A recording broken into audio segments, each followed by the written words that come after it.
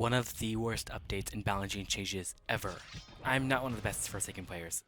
I started before Nully was first introduced, but there's no point in nerfing everyone to the ground. It wasn't survivor sided in the first place. You had to be a good killer to kill everyone, and you had to be a good survivor to win.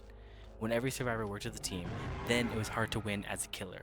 But how often do you have that in every single game? The changes before the update rewarded good survivors, especially 2 times. You had to be a good 2 times player to have good trick stats.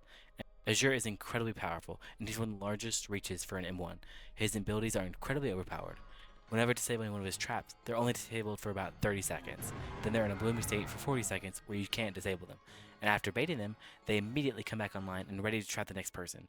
I think that if you changed it to where after baiting them twice, they disable, anything like that. I bounced around survivors, but mostly played Elliot and 2 time.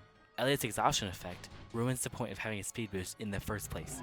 Why boost when the killer is going to have a massive stamina advantage afterwards?